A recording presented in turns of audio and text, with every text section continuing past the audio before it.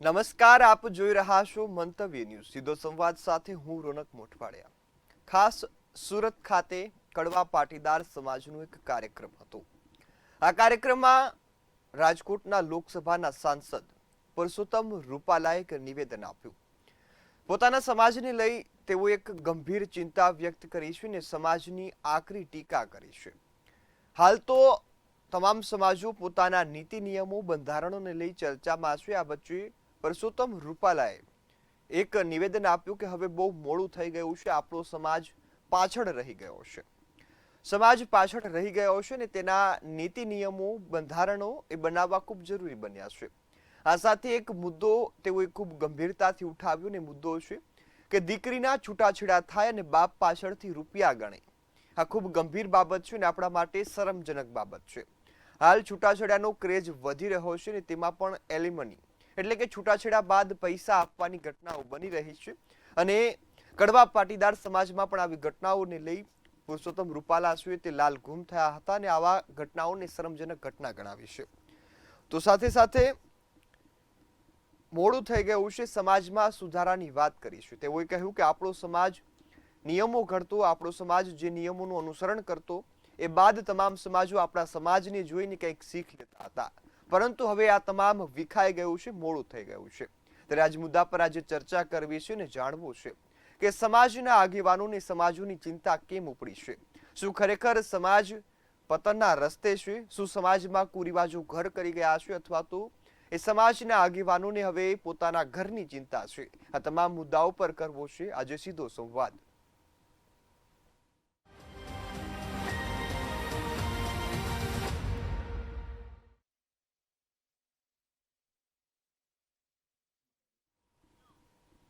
ખાસ પુરુષોત્તમ રૂપાલાએ વાત કરતા એ વિડીયો સમગ્ર વિસ્તારમાં ફરતો થયો અને ખાસ ચર્ચાનો વિષય પણ બન્યો કે શું સમાજોની સ્થિતિ એટલી કથળી ગઈ છે અથવા તો શું સમાજોમાં અત્યારે શું ખોટ છે કે સમાજોએ પોતાના બંધારણ બનાવવા જોઈએ. આ મુદ્દા પર આજે ચર્ચા કરવી છે. મારી સાથે ગેસ્ટ પેનલમાં જોડાયા છે ડોક્ટર મેઘરાજસિંહ જાડેજા જેવો સમાજશાસ્ત્રી છે, શ્રીધરભાઈ કોન્ટ્રાક્ટર કે જેવો વિશ્લેષક છે. આપ બંને મહાનુભાવોનું મંતવ્ય ન્યૂઝ પર સ્વાગત છે. શરૂઆત શ્રીધરભાઈ હું આપનાથી કરીશ. પુરુષોત્તમ રૂપાલાએ સુરતની ધરતી પરથી હાંકલ કરી સમાજની અનેક ઘટનાઓને શરમજનક ગણાવીને સમાજ પાછળ રહી ગયો છે આવું નિવેદન આપ્યું. આ સમગ્ર ઘટનાને કઈ રીતે જોઈ રહ્યા છો ને અત્યારે સમાજના પાટીદાર નહીં પરંતુ તમામ સમાજોમાં આ જ સ્થિતિ છે, સમાજના આગેવાનો ચિંતા વ્યક્ત કરી રહ્યા છે, તો ગુજરાતની સમાજોની સ્થિતિ શું છે?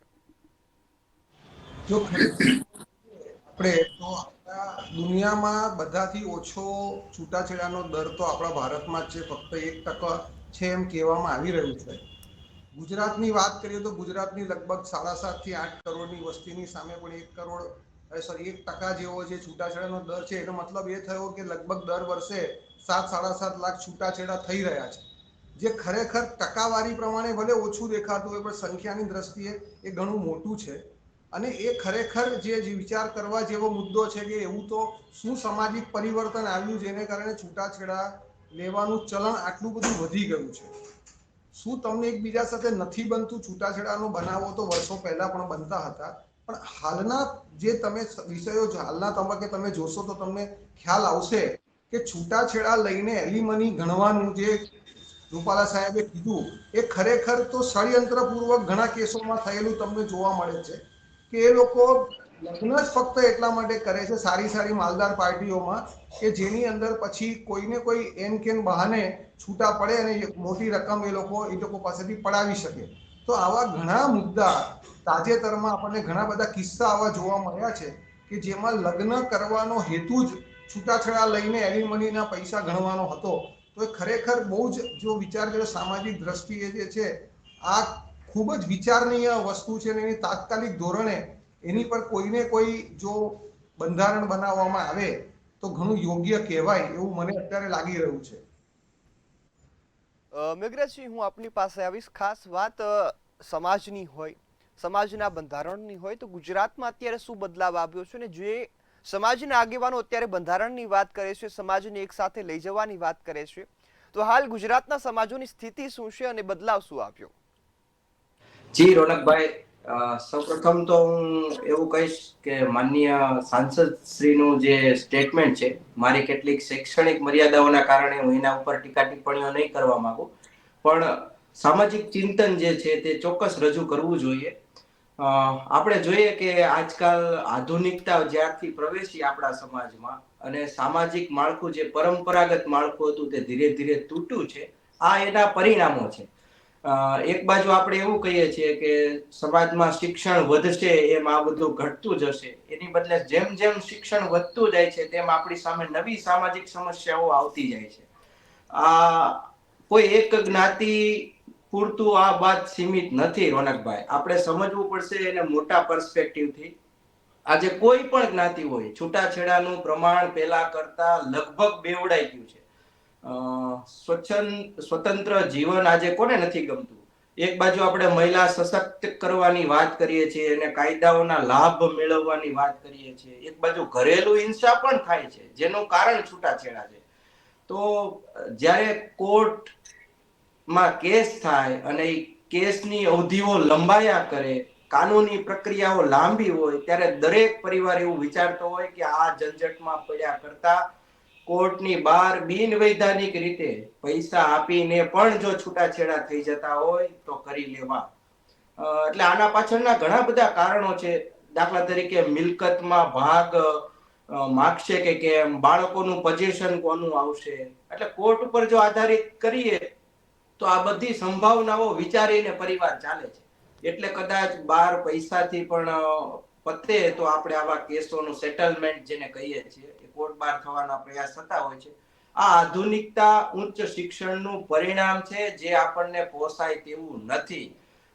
એ વરવું ચિત્ર છે, પણ આપણે સૌએ ભેગા મળીને આનું ચિંતન કરવું પડશે. માનનીય સાંસદશ્રીએ જે વાત કરી છે એ ખૂબ ગંભીર અને ટકોરાબંધ છે. એટલા માટે કે આપણે સ્વીકારીએ કે ન સ્વીકારીએ, આવી પ્રેક્ટિસ સમાજમાં થાય છે, એ વાસ્તવિકતા છે. હું એક સમાજશાસ્ત્રના વિદ્યાર્થી તરીકે, એક સંશોધક તરીકે એ ચોક્કસ સ્વીકારીશ કે આજે બહેનોને એના અધિકારો મળવા જોઈએ, કે જેને લગ્ન જીવન આગળ નથી ચલાવવું તો છૂટાછેડા મળવા જોઈએ. એની પાછળના કેટલા બધા બેકગ્રાઉન્ડ હશે જેને પણ આપણે સમજવા જોઈએ. જી રેણુભાઈ. જી બિલકુલ. શ્રીધરભાઈ, હું ખાસ આપની પાસે આવીશ કે અત્યારે કોઈ એક સમાજની વાત નથી થતી. તમામ સમાજો લગ્ન વ્યવસ્થા, લગ્નમાં થતા તાઇફાઓ, કુરિવાજો ક્યાંક ને ક્યાંક બદલાવની આશા રાખે છે અને ખાસ સમૂહ લગ્નનો રસ્તો અપનાવવાની જે એક પ્રયાસો થઈ રહ્યા છે. આ વચ્ચે તમામ સમાજો, ઠાકોર સમાજ હોય તો તેમના આગેવાનો આવું નિવેદન આપે, બીજો કોઈ કોળી સમાજ હોય, પટેલ સમાજ હોય, તમામ સમાજોમાંથી અત્યારે આવા નિવેદનોની જે ભરમાર ચાલી રહી છે કે આપણો સમાજ પાછળ રહી ગયો છે, ક્યાં તો આપણા સમાજની વસ્તી ઘટી ગઈ છે.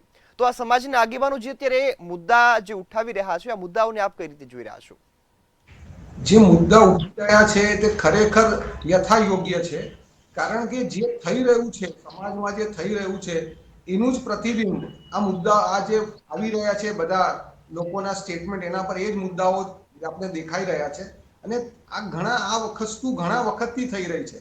જેવી રીતે આપણા સાહેબે કીધું, મેઘરાજભાઈ, કે ભાઈ શિક્ષણ જેમ જેમ વધતું જાય છે, જે જે જગ્યા પર લિટરસી રેટ વધતો જાય છે, તેમ તેમ એ લોકોની અંદર સહન શક્તિ ઓછી થતી જાય છે.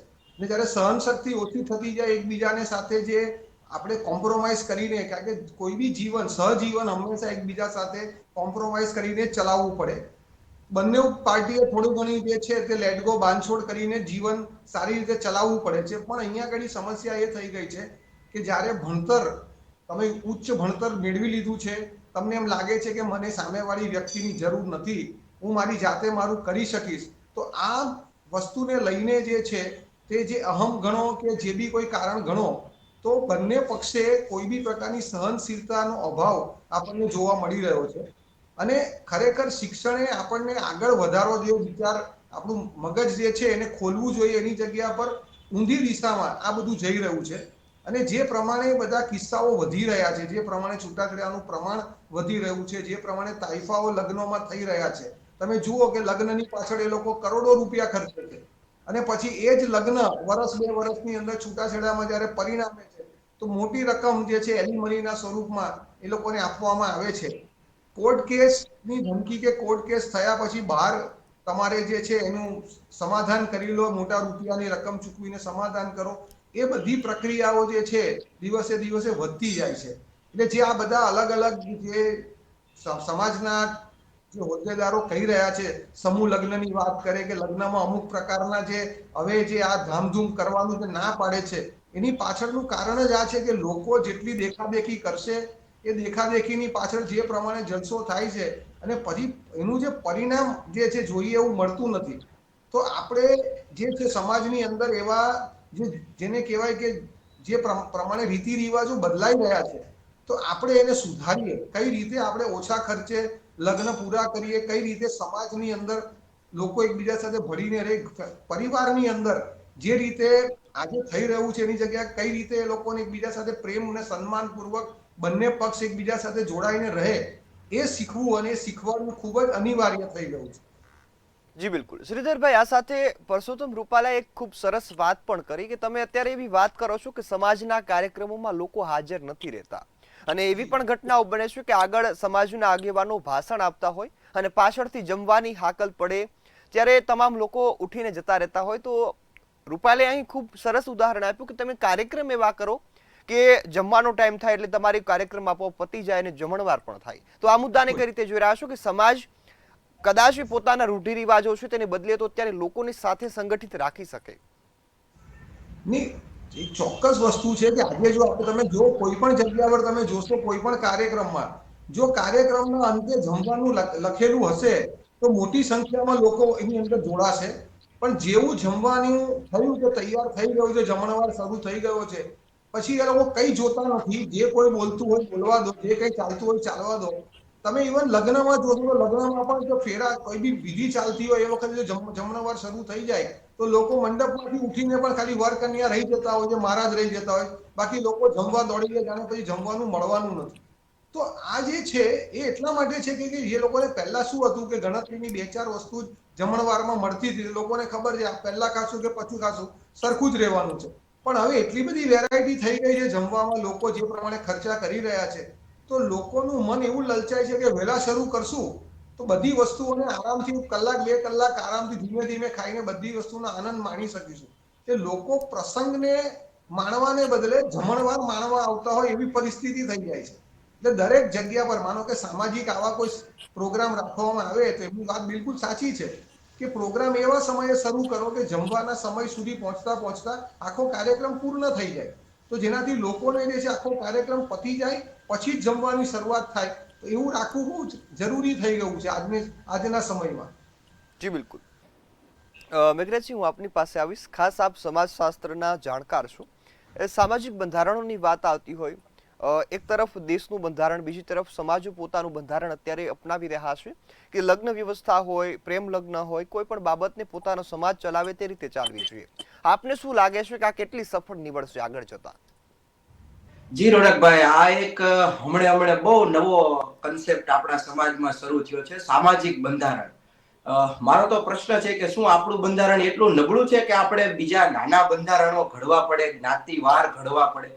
આ બધી જ બાબતો બંધારણ અને ફોજદારી કાયદો હોય કે લગ્નના નિયમો હોય કે દહેજના નિયમો હોય, બધામાં આવરી લેવામાં આવી છે. તમે જોશો કે આજે જે કઈ સામાજિક બંધારણના નામે આપણે કરીએ છીએ એ બધું જ બંધારણમાં આવરી લેવામાં આવ્યું છે. તેમ છતાંય સમાજને કાંઈક જરૂરિયાત દેખાય છે કે અલગથી સામાજિક રીતે પણ પ્રયત્ન થાય તો એ સારી વાત છે, એમાં કાંઈ ખરાબ વાત નથી.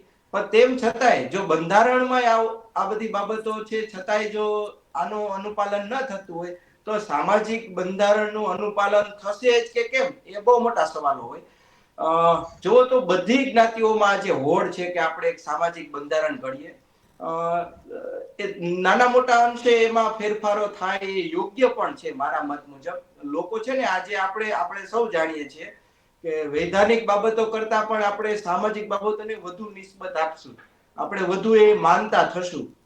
તો લોકોને તો આપણે માનતા કરવા છે અને સારી વસ્તુ તરફ વાળવા છે, તો એ યોગ્ય છે, એમાં મને કાંઈ ખોટું દેખાતું નથી. પણ એને કેટલા અંશે આપણે લાગુ કરી શકીશું, કઈ કઈ બાબતોનું અનુપાલન કરાવી શકાય એમ છે, આ ઘણા બધી બાબતો છે જેની ઉપર આપણે ફરીથી પુનઃ વિચારણા કરવાની પણ જરૂર છે. અને રાજકીય વર્તુળોએ પણ વિચારવાની જરૂર છે કે જ્યારે સમાજ પોતે જો બંધારણ દાખલ કરીને કાંઈક ફેરફાર કરવા ઈચ્છતો હોય તો આપણા મૂળભૂત બંધારણ, વૈધાનિક બંધારણમાં પણ એ ફેરફારો લાગુ કરવા જોઈએ. તમે જુઓ તો બંધારણ પણ કોણે બનાવેલું છે? સમાજે જ બનાવેલું છે. આપણા જ પ્રતિનિધિઓ ત્યાં છે, તો એમને જ બનાવેલું છે. તો આ બે વસ્તુ કઈ અલગ છે નહીં. પણ તેમ છતાંય બે પેરેલલ અત્યારે સમાજમાં ચાલે છે. એક નવો ટ્રેન્ડ શરૂ થયો છે. જેના આવનારા દિવસમાં કેવા પરિણામો મળે એ પછી આપણે મૂલવી શકીશું કે બંધારણમાં ફેરફાર કરવો જોઈએ કે સામાજિક બંધારણો દરેક રચે, એનું પાલન કરે, એની છૂટ આપવી જોઈએ. જી રોનકભાઈ. જી બિલકુલ. આ સાથે મેઘરાજસિંહ, હું એ પણ મુદ્દો અહીં આવરી લેવા માંગીશ કે અત્યારે સમાજો વિખેરાવાનું શરૂ થયું છે. સમાજોમાં અંદરની અંદર વિખવાદ અથવા તો કોઈ એક વ્યક્તિને સમાજની બહાર કાઢવા માટે સમાજના આગેવાનો સાથે આવે અથવા તો સમાજના યુવાનને ન્યાય અપાવવા માટે આખો સમાજ સાથે આવે છે. પહેલા કદાચ આ ઘટનાઓ ઓછી હતી અથવા સમાજમાં પ્રેમની લાગણી પણ હતી. તો પહેલાના સમાજ અને અત્યારના સમાજમાં બદલાવ શું આવ્યો છે ને કારણ શું માનો છો? આમ જોવો ને રોનકભાઈ, તો દરેક જ્ઞાતિઓમાં આત્મચેતના વધી છે. આને આપણે આત્મચેતના કહીશું. દરેક જ્ઞાતિ પોતાની તરફ ચેતિત થઈ છે, એટલે પોતાના તરફ સ્વને ઓળખવાની પ્રક્રિયામાં છે. એટલે દરેક જ્ઞાતિ હવે પોતાના હિતને સાધવા માટે, એક થવા માટે આવા પ્રયાસો કરે છે. રાજકીય લોકો વધુ એનો રાજકીય લાભ લેવા માટે પણ કદાચ કરતા હશે, કારણ કે એવું જરૂરી નથી કે દરેક નાની મોટી ઘટનામાં લોકો સમાન રીતે વર્તનો કરે છે. એની કેટલીક ચોક્કસ પેટર્ન આપણને દેખાય છે. પણ તેમ છતાં એમાં ન જતા આપણે એવું કહી શકીએ કે દરેક જ્ઞાતિને પોતાનું અસ્તિત્વ ટકાવવું છે, દરેક જ્ઞાતિને લાભ લેવો છે, એટલે પોતાના હિતોને સાધવા છે. અને એના માટે થઈને દરેક જ્ઞાતિના સભ્યને એવું જતાવવાનો પ્રયત્ન ચોક્કસ થાય છે કે જ્ઞાતિ તમારી પડખે છે, આપણે જ્ઞાતિ એક થઈએ, આપણે લાભો લેતા થઈએ, બીજી બધી જ્ઞાતિઓ લાભ લે છે તો આપણે પણ લાભ લઈએ. તો આ એક એનો જ ભાગ છે. આને એથનિસિટી કહેવાય. વધુ પડતી સામાજિક રીતે એક જૂથ થવું, આ એથનિસિટીનો ભાગ છે. ક્યાંક આ જ્ઞાતિવાદનું સર્જક પરિબળ પણ બને એના પ્રત્યે પણ આપણે ચિંતા કરવી જોઈએ. જ્યાં સુધી સાચા અને સારા લાભો મળે છે ત્યાં સુધી આ એકતા બરોબર છે. પણ જો એ જ્ઞાતિવાદમાં પરિણમી જાય ત્યારે એ બે જ્ઞાતિઓ વચ્ચે કે બે થી વધુ જ્ઞાતિઓ વચ્ચે સંઘર્ષ જન્માવે છે, જે આપણા સમાજ માટે, રાષ્ટ્ર માટે હિતકારક નથી. જી રોનકભાઈ. જી બિલકુલ. શ્રીધરભાઈ, હું આપની પાસે આવીશ. ખાસ અહીં ખૂબ સરસ વાત મેઘરાજસિંહે કરી કે સમાજોમાં જ્ઞાતિવાદ જો વધે તો એ દેશ માટે ને આપણા માટે પણ ખૂબ નુકસાનકારક છે. અને સમાજોની વાત થતી હોય તો ગુજરાતમાં કંઈક સમાજો મેળવવા માટે એ સમાજના બંધારણો ઘડે છે, કંઈક કુરિવાજો કાઢવા માટે અથવા તો પ્રેમ લગ્નને લઈ એક યોગ્ય નિર્ણય કરવા માટે અત્યારે બંધારણોની શરૂઆત થઈ છે. ખાસ વાત અહીં છૂટાછેડાની હોય તો અનેક વખત ઉલ્લેખ પણ થઈ ચૂક્યો છે કે પ્રેમ લગ્ન હોય તો વધુ છૂટાછેડા થાય, અને સાથે સાથે જો પરિવારની સહમતિ હોય તો છૂટાછેડા નથી થતા. આ પણ ઘટનાઓ છે. પરંતુ લગ્નની બાબત અત્યારે ખૂબ ચર્ચાનો વિષય બની છે, કારણ કે એક તરફ ઘણા સમાજો એવા છે કે જ્યાં દીકરી અને દીકરાનો રેશિયો ખૂબ ઓછો છે, તો ઘણી વખત દીકરી મળવી પણ મુશ્કેલ બની છે. અને એવા સંજોગોમાં જો બહાર જાય તો સમાજ ક્યાંક બરતરફ કરે છે અથવા તો સમાજને એ વ્યક્તિને બહિષ્કારની ચીમકીઓ પણ મળતી હોય છે. તો આ મુદ્દો પણ કઈ રીતે જોઈ રહ્યા છો કે રેશિયો પણ ઘટી રહ્યો છે? નહીં, આજે ઘણા સમાજમાં જોવા મળે છે કે તમે તમારા ઘરમાં જો વહુ જોઈતી હશે તો તમારે તમારા ઘરની દીકરી આપવી પડશે.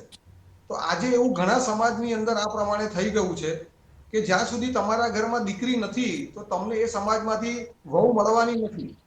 તો આ પ્રકારનું જે અથવા તમારા પોતાના પરિવારની આપો અથવા તમારા કાકામાં કુટુંબમાંથી કોઈનામાંથી તમારા ઘરમાંથી એક છોકરી સમાજમાં જવી જોઈએ તો જ એક છોકરી તમને સમાજમાંથી મળશે.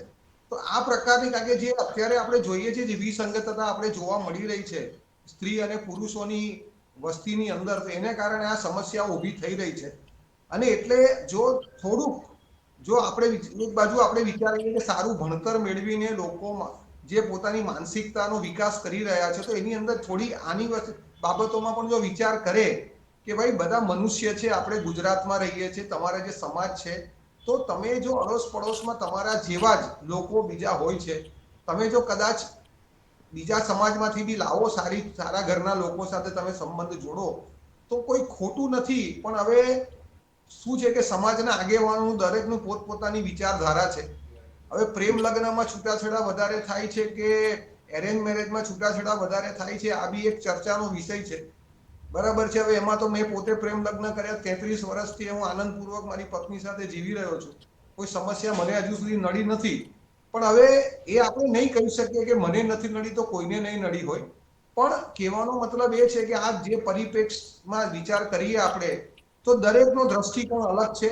અને આપણે એક સામાન્ય રીતે દરેકને જે કહેવાય કે સુટેબલ થાય એવું કંઈક વિચારધારા સાથે આગળ વધીએ અને સમાજના આગેવાનો એ પ્રમાણે નિર્ણયો લે જેનાથી કોઈની ઉપર બંધન મૂકો, કોઈને સામાજિક બહિષ્કાર કરો, એ બધી વસ્તુઓમાંથી જો તમે દૂર થાઓ તો જ ખરેખર આપણે પ્રગતિ કરી છે સામાજિક દ્રષ્ટિએ, એવું આપણે કહી શકીએ.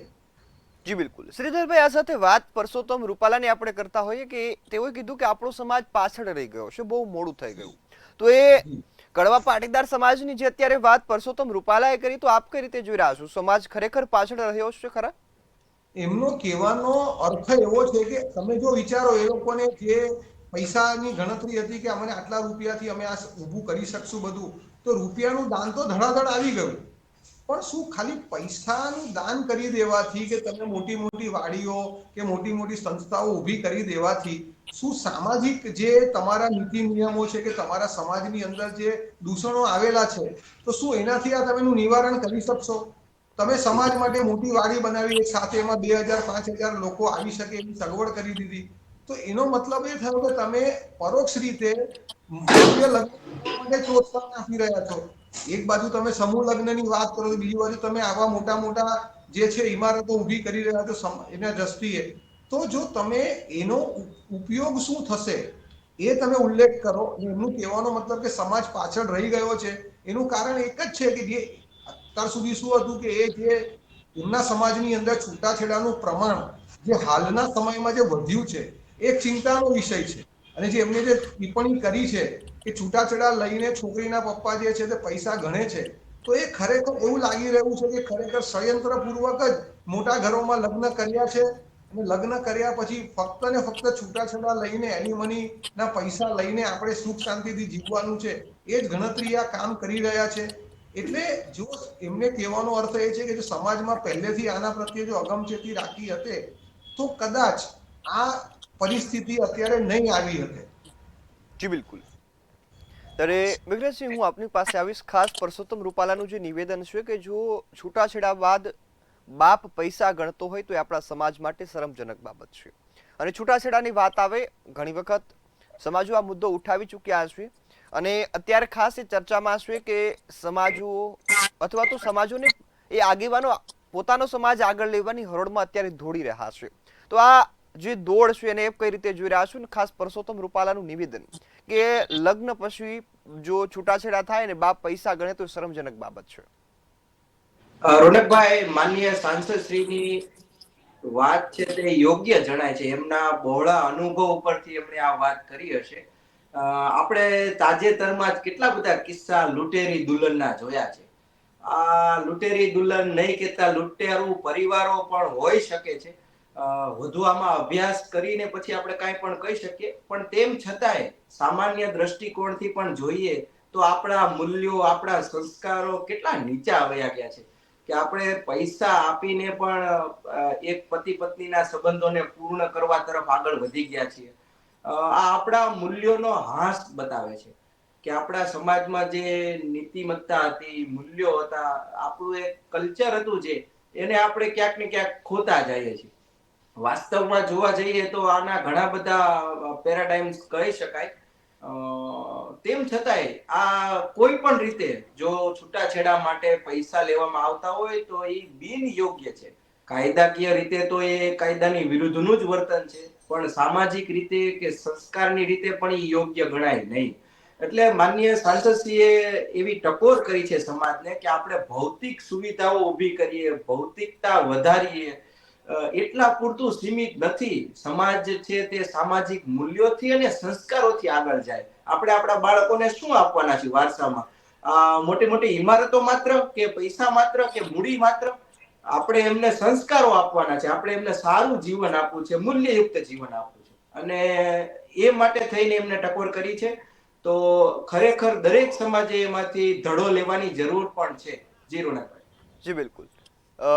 મેઘરાજભાઈ, ખાસ એ પણ મુદ્દો આવરી લેવાની જરૂર છે કે સમાજોએ કઈ રીતે વર્તવું. પરિવારે પણ સમાજની સાથે વર્તવામાં ઘણા વિખવાદો થતા હોય. સમાજશાસ્ત્રી તરીકે અત્યારના યુગમાં સારી રીતે સમાજની ઘડતર કરવું, સમાજ સાથે ભળવા માટે શું કરવું જરૂરી અને સમાજે પણ શું કાળજી રાખવાની?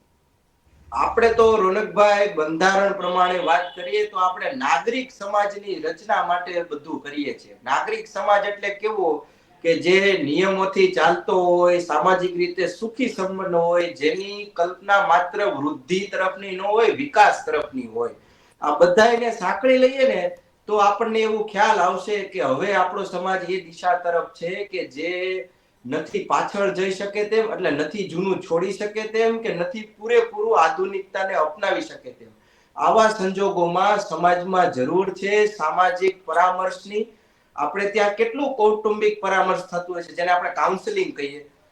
ફેમિલી કાઉન્સેલિંગ કેટલું થાય છે, મેરેજ કાઉન્સેલિંગ કેટલું થાય છે. સોશિયલ કાઉન્સેલિંગ નામની કોઈ વસ્તુ જ નથી આપણે ત્યાં. ખરેખર આ બધાની હવે જરૂર છે. એટલા માટે થઈને, કારણ કે આપણે હવે એવા મોડ ઉપર આવીને ઊભા છીએ જ્યાંથી આપણે એક નવો વળાંક લેવાનો છે. તો એ વળાંક કઈ દિશા તરફનો હોય ને એ માટે આ કાઉન્સેલિંગ બહુ જરૂરી છે, જે કોઈ સમાજમાં આજે થતું નથી. આપણે હજી એ પછાત માનસિકતામાં જીવીએ છીએ. અને વધુ અહીંયા હું એ કહેવા માંગીશ કે જ્ઞાતિના નેતૃત્વ ધરાવતા સામાજિક આગેવાનો આ વાત કરે એ યોગ્ય છે, પણ તેમ છતાંય પ્રજા કેમ આને સ્વીકારતી નથી, અથવા તો જ્ઞાતિના લોકો કેમ આને સ્વીકારતા નથી? તો દરેક વખતે બેવડા વલણો ધરાવે છે આ લોકો. એટલે સ્ટેજ ઉપરથી કાંઈ પણ કહેવું અને ખરેખર વાસ્તવિક જીવનમાં અલગ રહેવું, એટલે લોકો પણ સમજે છે કે ખાલી માત્ર કહી દેવાથી આ પૂર્ણ થતું નથી. જ્યારે આપણે વાસ્તવિક જીવનમાં હોઈએ ને ત્યારે આ ઘણું બધું માપતોડ કરીને આપણું સામાજિક જીવન ચલાવવું પડતું હોય છે. તો આ આધુનિકતાના યુગમાં આ યુગ પરિવર્તનનું પરિણામ છે. આપણે આપણા સમાજને હજી સ્ટેબલ થતા થોડીક વાર લાગશે અને દસકાઓનો સમયની જરૂર છે. રોનકભાઈ, જી બિલકુલ. આપ બંને અમારી સાથે જોડાયા અને આ મુદ્દા પર ખૂબ સરસ ચર્ચા કરીને માહિતી આપે બદલ આપ બંનેનો ખૂબ ખૂબ આભાર.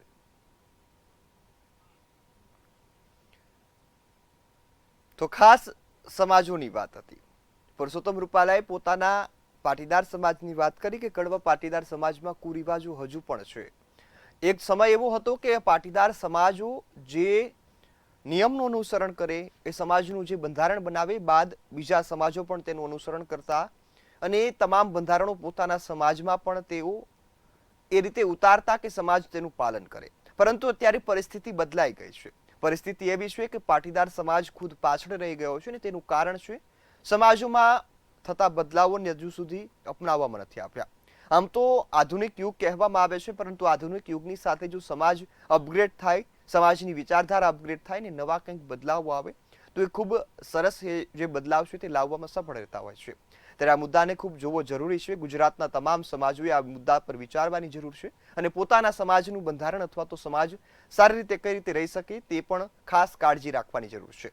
હાલના મુદ્દામાં ફક્ત આટલું જ. ફરી મળીશું એક નવા વિષય સાથે. ત્યાં સુધી મને રજા આપશો. નમસ્કાર.